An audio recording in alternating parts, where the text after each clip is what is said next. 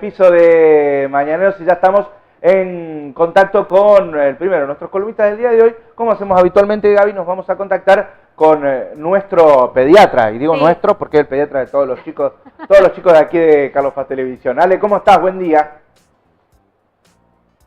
Santi, buenos días Gaby, un gusto hablar con ustedes nuevamente. Y transitando estos últimos tramos, espero, de la pandemia. Bueno, esperemos, recién veíamos Ale, un trabajo que hicimos aquí con la producción. No sé si Ale nos puede ver a nosotros. ¿Puede ver el aire? No puedo ver. Ah, no. Bueno, no importa. No, ¿para qué? Era pero lo recordamos, hablamos en el bloque anterior de que se ha, duplicado, no sé por cuánto, la tasa de contagio que venía siendo en Carlos Paz una duplicación cada 45 días y ahora pasó a ser cada 5 días la duplicación de casos, con lo cual, bueno, era medio como que estábamos en plena escalada, ¿no? de la pandemia aquí en la ciudad, al menos, ¿no? Que tiene que ver con la situación de Córdoba y también de Buenos Aires, del país en general. Sí. Correcto, y eso aparenta a la luz, parece ser una noticia no buena, pero en realidad es una buena noticia porque estamos hablando, Santi, Gaby, de contagios, o sea, casos positivos que por el estudio serológico que se le realiza en el hisopado dan positivo, lo cual no indica que estén enfermos, ni siquiera gravemente enfermos. Entonces son personas que están cursando la enfermedad en forma subclínica y que de alguna manera los va a volver resistentes en muy pocos días, lo cual a la vez frena por el carácter, digamos, inmune, la dispersión horizontal de la virosis. Es una situación epidemiológica prevista para lo que son las enfermedades virósicas de la época invernal. Es lo que pasa absolutamente todos los años cuando tenemos el pico de incidencia de la enfermedad prevalente que es durante el invierno, que es la gripe. Termina de esta manera, o sea, gran cantidad de personas que portan el virus, gran cantidad de personas que están sanas o con síntomas clínicos mínimos y que van transcurriendo los días y se recuperan porque su propio sistema inmune les permite hacerlo.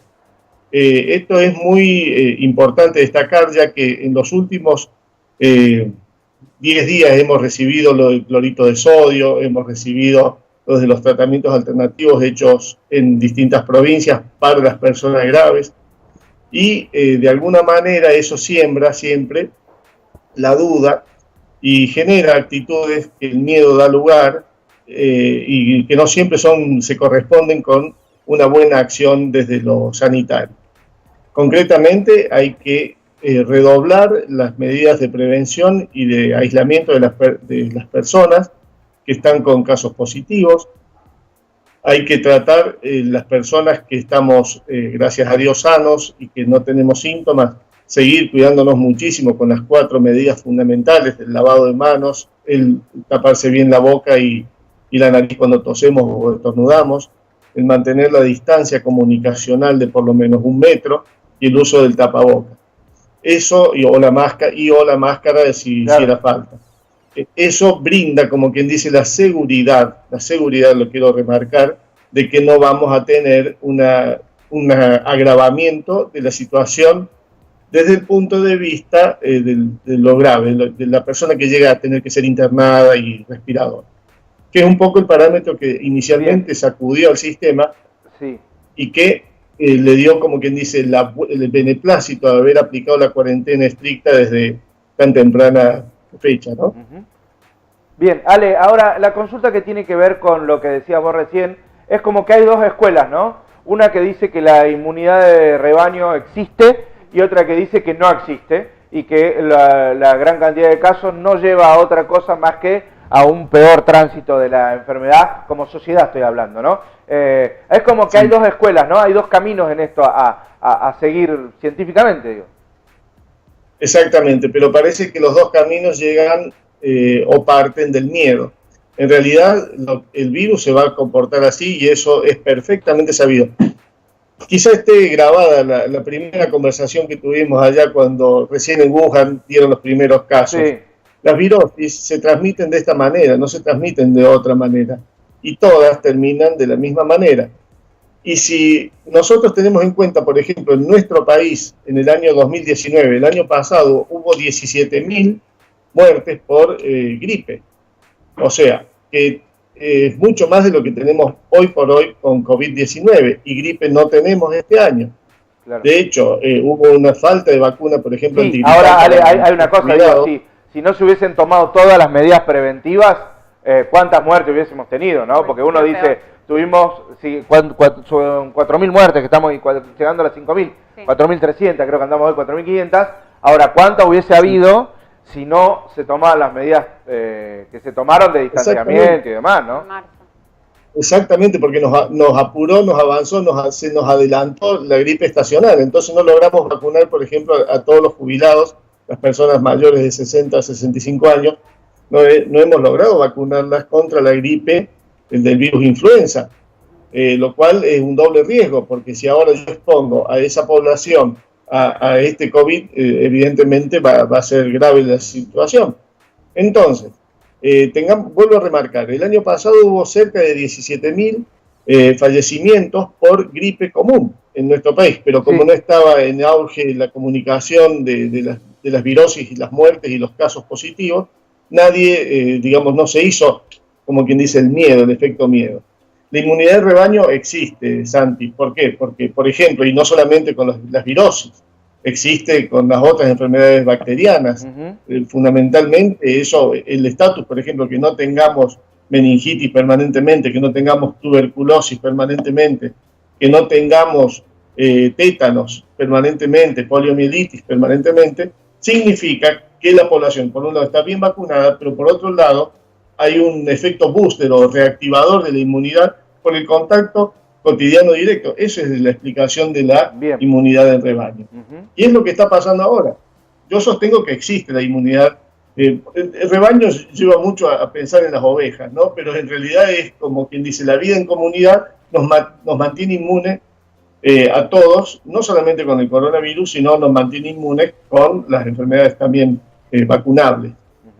Bien, y Ale, vos decías a propósito de que no hemos tenido gripes y demás. ¿Continúa esa tendencia que vos marcabas allí? Me acuerdo cuando dijiste la semana 26 es la peor del año en cuanto a enfermedades respiratorias y la estamos transitando con una normalidad impresionante. ¿Se sostiene esto? Sí. Claro, es más, podemos decir que no es normal. ¿Por qué? Claro. Porque hay una inversión, como quien dice, de la prevalencia. La prevalencia es la enfermedad que estacionalmente en una zona endémica, geográfica determinada, va a haber casos. La incidencia es el número de casos que vos vas a tener esa enfermedad en esa época. En este caso no hemos tenido ningún caso de internado, por ejemplo, en el hospital municipal de niños con bronquiolitis. Hemos tenido algunos cuadros de dificultad respiratoria, pero de origen asmático, no por el virus respiratorio sincitial, que es sumamente contagioso. El año pasado, lo vuelvo a repetir, llegábamos a tener niños con oxígeno en los pasillos, en los hospitales públicos de la provincia. Y en los pasillos, imagínate, no tenía ni siquiera un lugar, una cama, un box para poder internarlo y necesitaban asistencia respiratoria, digamos, asistida. Entonces, eso este año no lo hemos tenido. Es si se quiere, una cosa positiva. Sí, yo creo que, positiva, Ale, lo más positivo que nos va a dejar esta pandemia va a ser la preparación de los sistemas de salud, ¿no? Totalmente.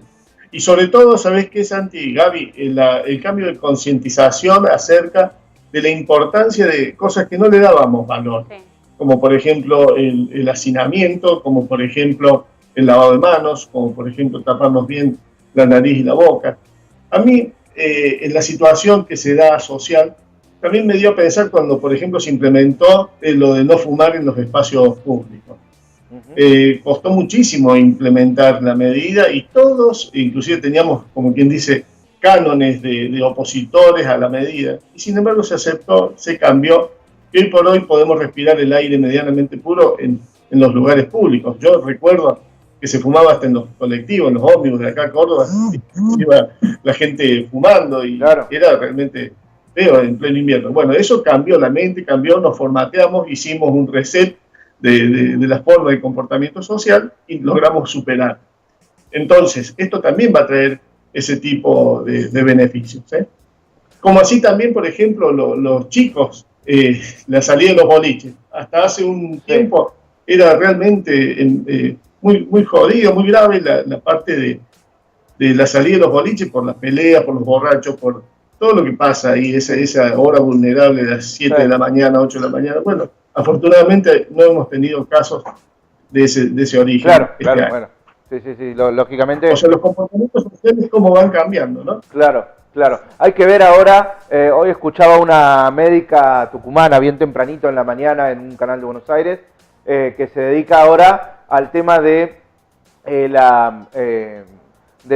como lo que estaban haciendo con los equinos de fabricar plasma con infección de coronavirus para inyectárselo a las personas, que están haciendo lo mismo en llamas, que es mucho más positivo porque tienen unos, no me acuerdo, unos componentes, la llama que le llaman nano, no me acuerdo qué cosa, y que bueno, pero lo que importante es que decían que hoy ya en el mundo todos los sistemas de inversión en investigación están orientados a la post-pandemia, porque ya la pandemia, ya lo que viene son el desarrollo de las vacunas, que ya estamos casi en eso, y que lo que está orientado es a ver a la post-pandemia cómo va a ser las relaciones, cómo va a ser los sistemas inmunológicos, bueno, un montón de cosas que tienen que ver con lo que va a pasar después, ¿no? Por supuesto, y también orientarnos eso que vos decís, por ejemplo, el suero antiofídico, de la picadura de mordedura de serpiente, se fabrica con suero de caballo, equino. Claro. Lo que tiene la llama que no tiene el caballo es lo que se llama histocompatibilidad. O sea, del suero de la llama hay menos proteínas dañinas o alergénicas como si las hay en el suero de caballo. Entonces es más favorable, como quien dice, más factible prepararlo con suero de llama. O sea, si le inyecta la llama coronavirus y se obtiene el suero cuando la llama comenzó a fabricar anticuerpos. Bien. Y eso es prácticamente un suero anti-coronavirus. Bien. Y con respecto a lo otro, al pensamiento en la pospandemia, tenemos la importancia también de los otros dos factores que hacen a la vida humana. El factor psicoemocional, por un lado, importantísimo, reconstruir las relaciones humanas, reconstruirnos a nosotros mismos en la autopercepción de lo que realmente es importante y factible para nuestro mejoramiento de vida. Y por otro lado, la situación de emergencia económica que nos vamos a enfrentar y que muchas familias ya se están enfrentando, habida cuenta de la imposibilidad de generar recursos como para la subsistencia. Sí. Entonces, esos tres factores tienen que orientar nuestro pensamiento a favorecer un comportamiento social y comunicacional que justamente propenda a disminuir el daño post-pandemia y que realmente salgamos fortalecidos de esto, que seguramente va a ser así. No hay forma de que así no sea, porque la historia de la humanidad así lo ha marcado. Hemos pasado pandemias mucho peores que esta. Así es. Bueno, Ale, muchísimas gracias, como siempre, por esta comunicación. No, por favor, gracias a ustedes y bueno, a seguir cuidándonos, seguir teniendo en cuenta la consulta, digamos, de otras patologías. El sistema hospitalario está dispuesto a la recepción de las mismas. Hemos notado estos últimos días fallecimientos de personas por accidentes cerebrovasculares, por patologías metabólicas no compensadas. Entonces, instar a la población a que con los debidos recaudos consulte también por otras cosas que pueden estar pasando y que no se nos deberían escapar. Bien, Ale, muchísimas gracias. Te mandamos un abrazo. Bueno, Gaby, a propósito de lo que hablamos con Ale y este tema de cómo los contagios también y tiene que ver con los sistemas de salud, ayer salió un informe que hizo la gente de Chequeado con respecto a cómo están los sistemas de salud y la cantidad de camas en todo el país, ¿no? Y ahí va variando. Si vamos hacia abajo, por favor, vamos hacia abajo que está el mapita, bajamos un poquito. Mira, ahí vamos a ver el mapita. Sí. Si el cursor va yendo sobre cada provincia, vamos a ir viendo. Mira, cómo está, por ejemplo, Jujuy, que es la que está más complicada hoy, sí. Tiene el 73% de sus camas UTI utilizadas, la unidad de terapia intensiva. Bajemos un poquito. Vamos cambiando de provincia, Fede, porfa. Ahí está, mira, Salta, tiene el 66%, Tucumán, que también está muy complicado, Tucumán es la al lado, chiquitita, ahí está, 78% de camas ocupadas. Seguimos bajando, vamos para abajo, que es más fácil, vamos para abajo. Llegamos ahí, Catamarca, Córdoba, ahí está, 28%. Somos la provincia hoy que tiene el porcentaje de menor incidencia de camas ocupadas. Esto tiene que ver con la infraestructura que se generó también de la provincia. Esto hay que ver, cuando se hacen las cosas bien, hay que decirlas, como decimos, que es espantoso el silencio oficial del gobierno de Schiaretti con respecto al caso de Blas. Sí. También decimos que se han preparado los sistemas de salud de una manera que en otras provincias no se han hecho. Córdoba, siendo la tercera provincia en cuanto a cantidad de casos, tiene apenas el 28% de las camas ocupadas. Bien. Y eso tiene que ver con la capacidad de la provincia de responder a la pandemia. Bueno, seguimos, vamos viendo lo que quieras. San Luis, ahí está, ese lo ubicaste bien, Federica, 50% de las camas que están ocupadas allí en la provincia puntana, que dicen que es otro país. Bueno, sí.